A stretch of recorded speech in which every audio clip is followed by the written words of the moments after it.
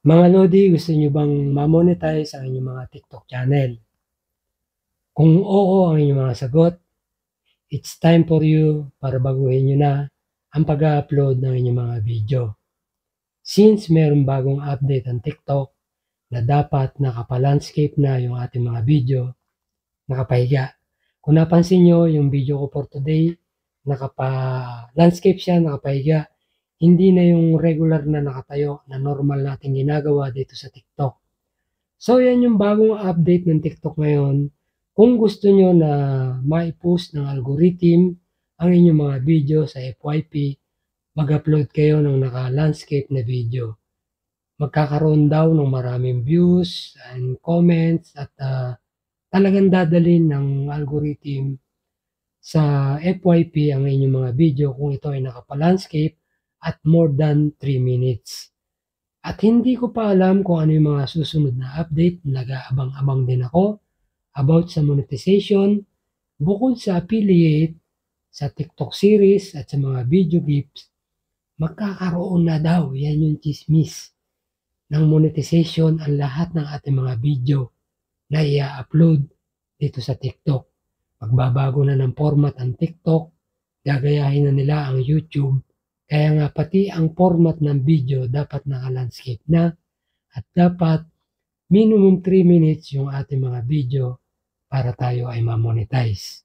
Ang hindi ko pa alam kung anong update yung gagawin nila sa susunod bukod sa update dito sa pag-upload ng landscape na video.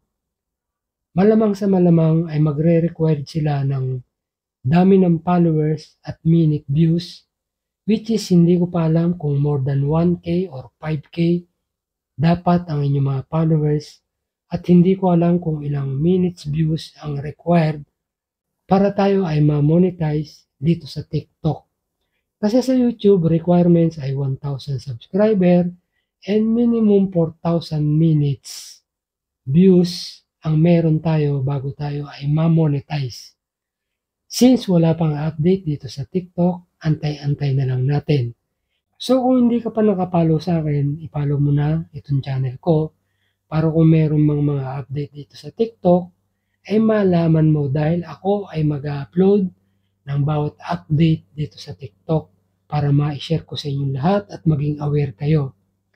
At isa pa, inuulit ko, maging aware na kayo sa mga music na i-upload nyo or gagamitin nyo sa inyong mga video dahil magkakaroon na nga ng monetization dito sa TikTok, magkakaroon na rin ng copyright claim sa mga music na ating gagamitin sa ating mga videos na i-upload.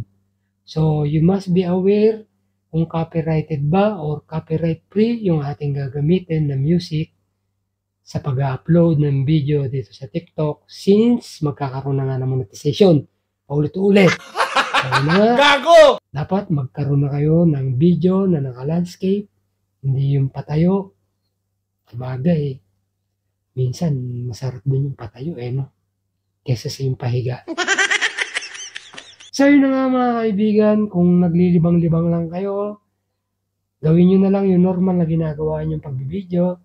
But kung gusto nyo ma-monetize, gayahin nyo itong video ko na to na naka-landscape. And kung ano man yung mga update, inuulit ko, i-share ko sa inyo lahat. And hanggang dito na lang. I hope na nakatulong sa inyo lahat.